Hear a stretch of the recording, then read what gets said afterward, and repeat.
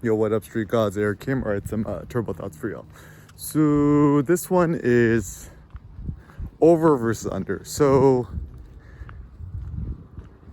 is it better to be over caffeinated or under caffeinated?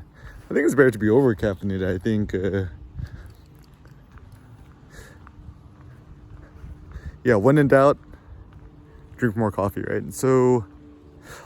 And I think it's an interesting idea that could apply to many different domains in life. So for example, when you're at the gym, right? It's better to attempt an overweight than an underweight. So like attempt to lift something heavier than you think you can than under, right?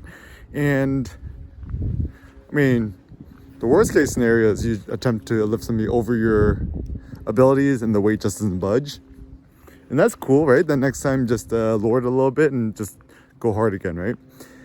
Also from an economic perspective, over is better than under. Like overpriced things are better than underpriced things in terms of profitability and stuff like that. Like people always like, man, it's so overpriced, so expensive. Like Tesla's overpriced, Apple products are overpriced, Lululemon products are overpriced. Everyone's complaining, right? Nike is overpriced, Yeezys are overpriced, but that's actually hilariously enough what makes them desirable. And also what makes them more profitable.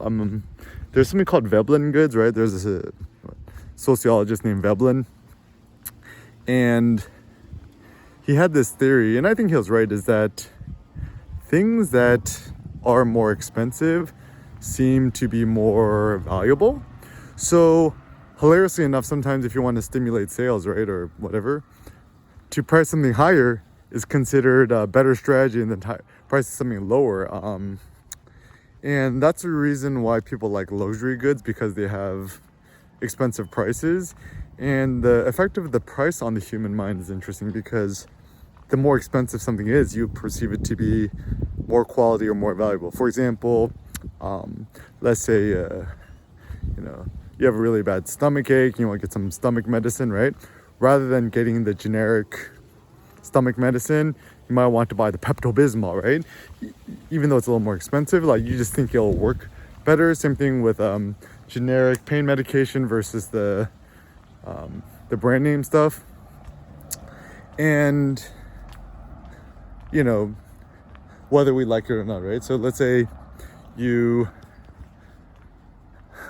meet your stock investment suggester person, right? Like, who would you trust more, the guy who pulls up in the Rolls Royce or the guy who drives the beat up Honda Accord, right?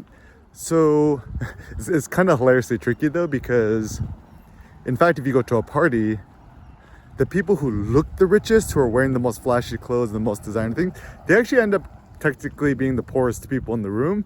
It's actually the real rich guys, the guy who shows up in like doctor scrubs, or the guy who just shows up wearing whatever Randall clothing, going to a party just wearing flip-flops. He's the real rich guy, right? So don't always get so deceived by appearances.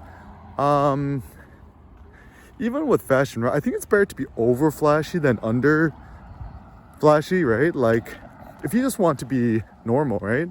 It's just best to just wear all black everything if you just want a standard outfit. But if you want to be super, super loud in the room, right? Opt for something a little bit more extreme, right? Same thing with your opinions and stuff like that.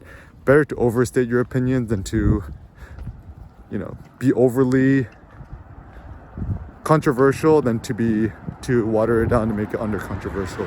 So in the context of philosophy, think over or under, choose over.